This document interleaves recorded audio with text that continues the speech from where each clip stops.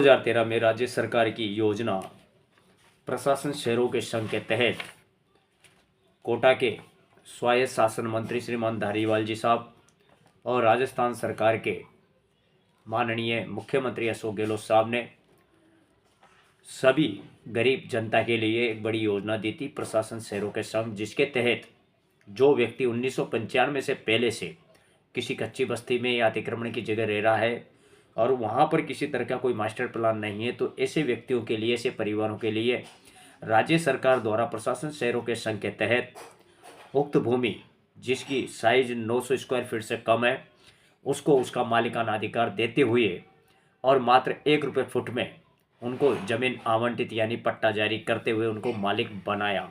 एक सराहनीय योजना राज्य सरकार की रही है और इसमें अनेकों लोगों ने इसका लाभ उठाया। इस मामले में 3 कैटेगरी थी। पहली कैटेगरी ये थी कि जिसका मकान 10 फीट गली के अंदर है, यानी उसके सामने 10 फीट से कम का रोड है, उसका मकान कच्चा बना हुआ है या फिर एक कमरा बना हुआ है, उसका मकान 900 स्क्वायर फीट से कम है, तो उसको सरकार ने राहत देते हुए 1 रुपये फुट में पट्टा दिया था। दूसरी कैटेगरी ये थी कि जिसका मकान 40 फीट रोड से है और 40 फीट से अधिक रोड पर है, तो उससे अलग चार्ज गवर्नमेंट ने निर्धारित किया गया था। तीसरी कैटेगरी यह थी कि जिसका मुख्य रोड पे मकान है और वो जैसे व्यवसाय के रूप में यूज भी हो रहा है, उसमें दुकानें हैं, उसके लिए कॉमर्शियल रेट गवर्नमेंट ने निर्धारित करी थी। राज्य सरकार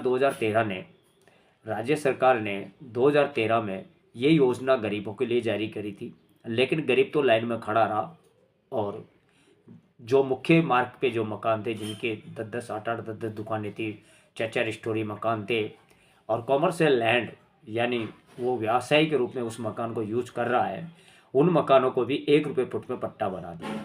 इससे गवर्नमेंट को काफ़ी हद तक नुकसान हुआ है। 80 feet road, 40 feet road, 50 feet road तक के भी जो मकान थे उनका फर्जी तरीके से नक्शे तैयार करके, मौकाई रिपोर्ट तैयार करा के और उनके भी 1-1 रुपये में पट्टा जारी करते हुए इससे सरकार को भी नुकसान हुआ है और आम नागरिकों को जिनको पट्टे मिलने चाहिए उनको कईयों को पट्टे नहीं मिले। इसी योजना में कई सारी जो कच्ची बस्तियां हैं, जैसे एक कच्ची बस्ती भी और भी है, उस कच्ची बस्ती में पहले से ही वो कच्ची बस्ती नगर विकास न्यास की और हाउसिंग बोर्ड की है। उस बस्ती को कॉलोनी के रूप दिया गया, उसको कॉलोनी के नाम से जानी जाती है, ना कि कच्ची बस्ती के नाम से।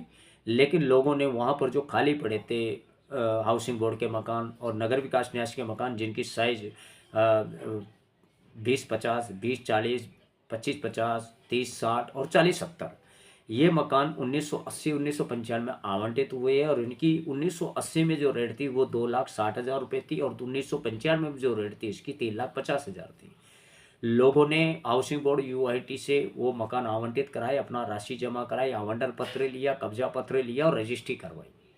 लेकिन किसी कारण उसके अन्य मकान होंगे इसलिए वो उन मकानों में नहीं रहते थे, यानी वो लोग मकान लॉक थे, खाली थे, शायद उनमें किराएदार भी होना। लेकिन इस योजना 2013 जो गवर्नमेंट ने जो योजना जारी करी है, इस योजना में जितना जनता को फ़ायदा देने के लिए सरकार ने कार्य किया, उतना ही जनता में से कई लोगों ने इसका फ़ायदा उठाया। कैसे?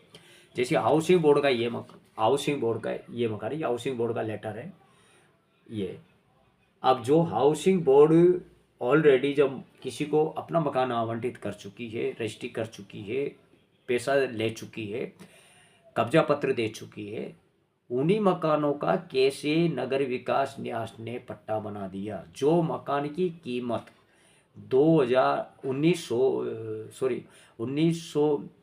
1980 में जिनकी रेट 2,60,000 थी और उन मकानों की रेट 1995 में 3,50,000 थी, ये गवर्नमेंट की आवंटित रेट थी।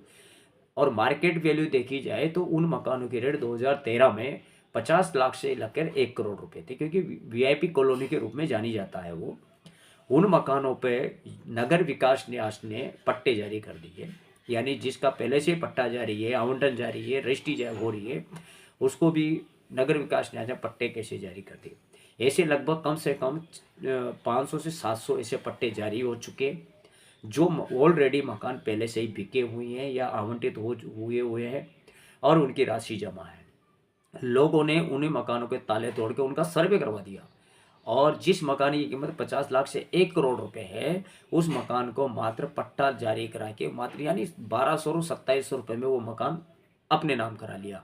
तो ये जो घोटाला है, अभी इसके कुछ दिन पहले राजस्थान सरकार के स्वायत्त शासन मंत्री श्रीमान खर्रा साहब भी यहाँ आए थे और खर्रा साहब के पास भी ये शिकायत गई है कि जो जितने भी जो कच्ची बस्ती में फर्जी तरीके से आवंटित करा के जो पट्टे जारी किए हैं, उन पट्टों की जांच होगी और वो सारे पट्टे कैंसिल होगा। और सबसे बड़ी बात ये है कि जो मकान आवंटित हो चुके हैं उसकी लीज राशि सब जमा है, पैसे जमा है, सब जमा है।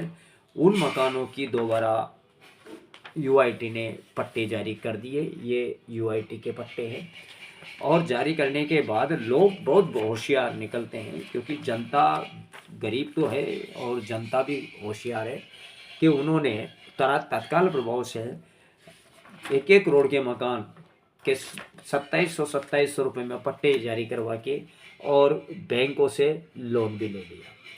बैंकों ने बिना एनओसी, बिना नो ऑब्जेक्शन सर्टिफिकेट के और बिना स्वीकृति लेटर के इन मकानों पे कैसे लोन दे दिया, जो कि पहले से ही अन्य व्यक्तियों के हैं और सरकार के रिकॉर्ड में है।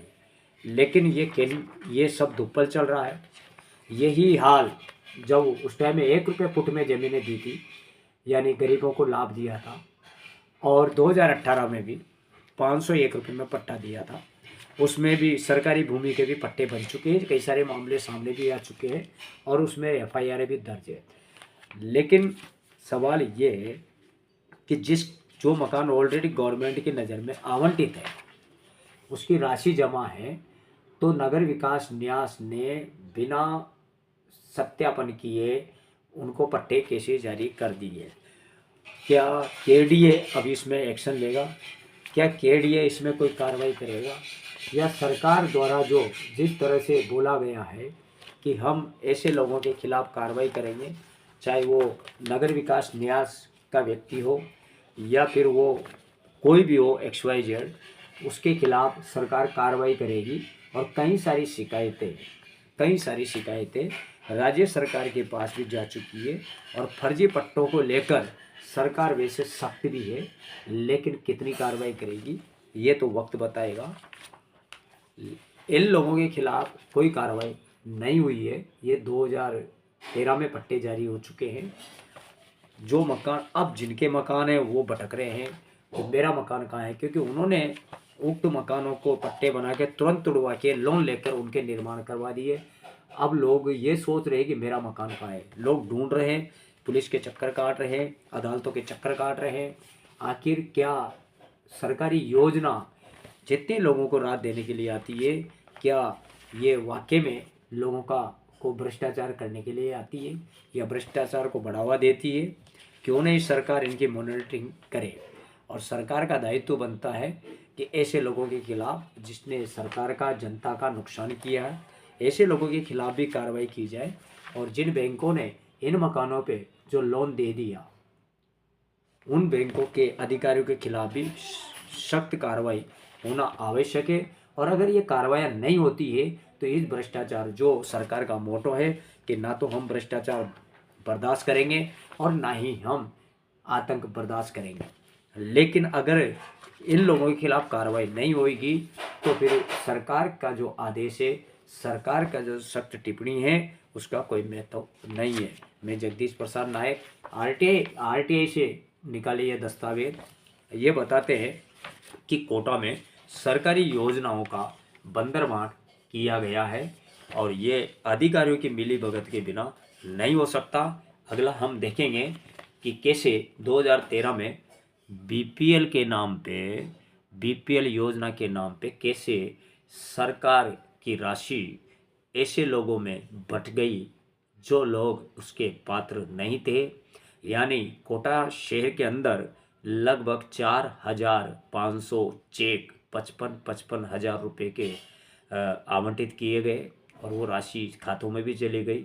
लेकिन जब उसका पूरी तरह से तहकीकात करी और प्रशासन भी इस चीज़ को मानता है और रसद विभाग ने भी इसको माना है, निगम ने भी इसको माना है कि अपात्र लोगों को राशि दी जा चुकी है। यानी लगभग 4,000 लोगों को जो अपात्र थे उनको 55,000 रुपये दे दिए। अब देखते हैं कि सरकार ऐसे लोगों के खिलाफ कार्रवाई करती है या फिर आदेशों तक ही सीमित रहती है। जय हिंद।